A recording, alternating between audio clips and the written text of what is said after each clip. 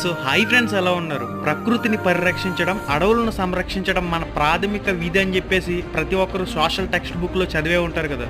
మరి ప్రస్తుతం హైదరాబాద్ గచ్చిబౌలి దగ్గర ఏం జరుగుతుంది? అడవుల్ని, ప్రకృతిని, జంతువుల్ని పరిరక్షించవలసిన ప్రభుత్వమే ఐటీ కంపెనీలంటూ 400 ఎకరాలకు పైగా అందమైన ప్రకృతిని నాశనం చేసి ఐటీ కంపెనీల కోసం ఈ భూమిని ప్రభుత్వం 15,000 కోట్లకు అమ్ముకోవడానికి చూడడం అనేది ఏమాత్రం సరికాదు.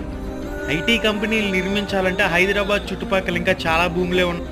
గ్లోబల్ వార్మింగ్, భూమి వేడెక్కడం ఇవి కేవలం టెక్స్ట్ బుక్లకే పరిమితం. పిల్లలకు నేర్పించేది ఎందుకైనా హెచ్సియు 400 ఎకరాల భూమిని పరిరక్షించాలని చెప్పేసి యూనివర్సిటీ విద్యార్థులు అయితే ధర్నాలు చేస్తూ ఉన్నారు. ప్రభుత్వ పెద్దలు వీటిని ఏమాత్రం పట్టించుకోకుండా ఇవి కేవలం ప్రతిపక్షాలు చేయిస్తున్నాయంటూ రేవంత్ రెడ్డి గారు స్పందించడం హాస్యాస్పదం. తస్మాత్ జాగ్రత్త, ప్రకృతి జోలికి వెళ్ళొద్దు.